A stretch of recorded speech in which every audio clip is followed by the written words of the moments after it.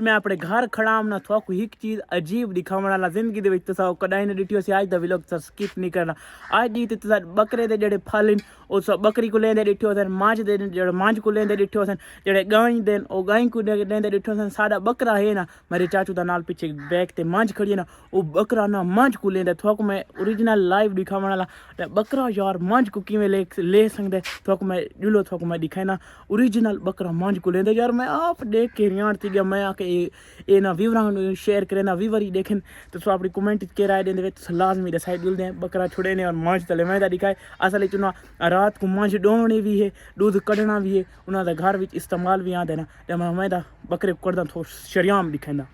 सामने बकरा खड़ा ना सारा एक मैं हाँ पहले तो खुलेंदा ठीक है एडे ते पे मैं तू बकरा खोल किदा एडे तो मैं मांझ तले के दियो ना ओए ओए ओ यार इडिया ये हुन दिखाए एडे देखो ये शरियाम दे पे हुन सा मनसो ए मांझ भी ना सारी जड़ी भैंस है वो भी आराम नाल खड़ी है पे थोड़े सामने लेदा लाइव चेक करो सामने असल उन्हें ना रात को मेरे चाचू ने मांझ डोमनी भी है मैं खले भी पोसन शरियाम देखे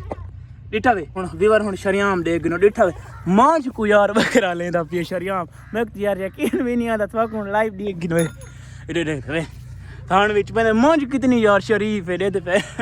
ओ ले आंदा यार मैं ते तुसा के आखना चाहो इंदे बारे दे पे ले आंदा अगर जेड़ी थोड़ी अपनी राय तुसा हुन राय के देवना चाहते वे मांझ को जेड़ा बकरा लेंदा यार मैं आप यार अजीब समझे अजीब डिठा कफियत और दे पे ले के होगी आखड़े यार मेरे को आपको अजीब लगता यार मांझ को बकरा ले सकता है भैंस चेक करो